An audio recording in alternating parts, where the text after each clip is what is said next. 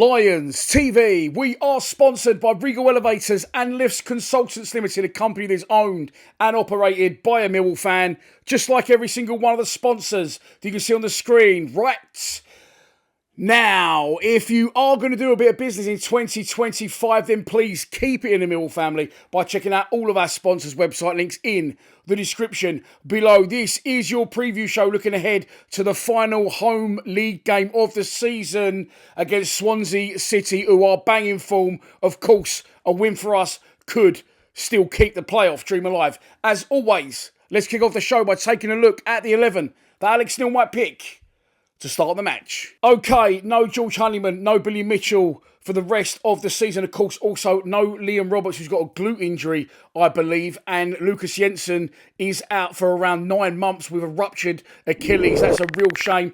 And it can only happen at Millwall. We've had 2 goalkeepers competing all season. A lot of you saying Jensen weren't up to it, but he definitely got there in the end, in my opinion. A good shot stopper. He had Roberts breathing down his neck, who then come in a couple of times, done really well. But then, of course, got sent off at Crystal Palace and was banned. And as soon as his ban was over, they both got injured. So it will be George Evans continuing in goal. Kramer at right back. Cooper and Tanganga the central defence pairing. Then I think it will be Zach Sturge continuing at left back. Joe Bryan's still injured as well, I believe. And if we could sign Zach Sturge after last week's performance, I would do it in a heartbeat. Linked up with Femi Aziz really well, who I think will play on the left-hand side of midfield. It will be Saville and Denor in the centre of midfield. I think Luke Cundle will continue on the right, although I think there's an argument to bring Aaron Connolly in. And up front, the big garlic hand and Josh Coburn. We are going to get a podcast done at some point. I had to go to the hospital yesterday to have that tube removed, so I didn't get the chance to do it. I keep organising it with the boys and then having to cancel, but we will get it done at some point. Hopefully we'll do it next week when it all rides on the final game at Burnley, what we're going to get into shortly. But yeah, look, Cundle did graft on Saturday. There's no arguments about that. I don't know, I feel he's quite lightweight. He's definitely not a winger. And although I'm not Connolly's biggest fan, I wouldn't mind seeing him play there. I would like to see Amaku play there. A lot of you think Amaku is only an impact player, and I'm starting to sway that way a bit. I think he's lost a bit of confidence, and as I've said a million times before in videos, that's a huge thing in football. I keep saying for the life of me, I can't work out why they don't play him on the right-hand side. I think it'd be a million times better on the right-hand side.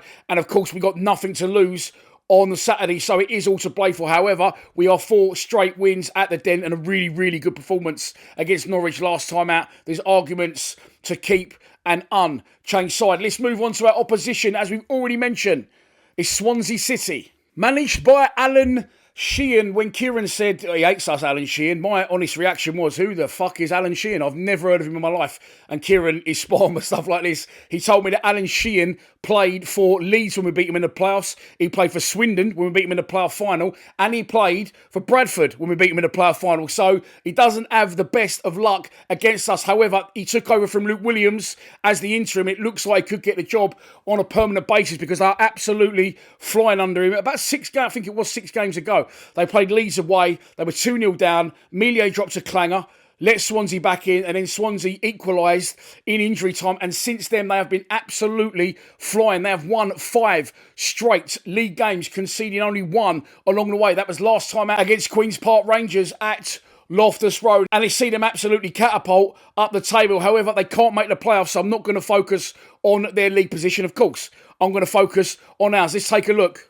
We currently sit 8th in the division, joint on points with Middlesbrough, 3 behind Coventry and 4 behind Bristol City. Only those 4 clubs realistically could chop and change places at any time. If you notice, we've got a -1 goal difference, and Coventry's is 5, Bristol City's is 8, and they're a point in front, so pretty much out of our reach in my opinion. However, last week, of course, we beat Norwich 3-1, and Coventry lost 3-1, as did Bristol City, so we did claw 4 back on that occasion. It isn't impossible. Of course, only 3 points will do. And if you take a look at the fixtures, Luton are the early kickoff against Coventry. They're in a very similar position, Coventry, to they was last week away at Plymouth. And honestly, it's the early kickoff. I'll be watching it early at the Den in the box. I'm backing them to get the job done against Coventry. So if we do win, going into the final day against Burnley, of course, who are promoted, and hopefully they took their foot off the gas, but realistically they want to try and win the title in competition with Leeds.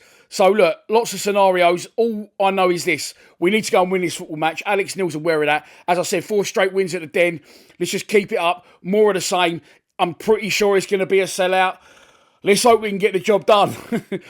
Let's move on to a prediction. And so, this is your pre-match prediction. And here we go. I cannot say anything else, can I?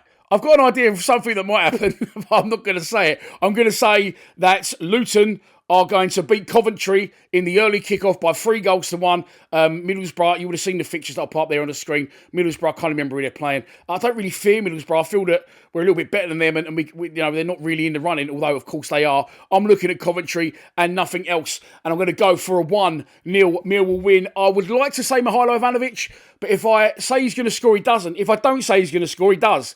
So not Mihajlo Ivanovic. I'm going to go for Femi Aziz to make it 2 goals in 2 games in a sold-out SE16 and take it down to the wire on the final day at Turf Moor. And so that's your lot for this preview show. I hope you have enjoyed it. I'm a little bit nervous, feel sick, and I've got hard nipples, and it's only Thursday. Let me know what you think the score's going to be. My mum did appreciate that one. In the comments below, and all that's left for me to say is I will see you in beautiful, hopefully sunny, hopefully thriving South Bermondsey on Saturday for the biggest game of the season. Please subscribe to Lions TV. Do you want to do it, Mum? Come on, you lion!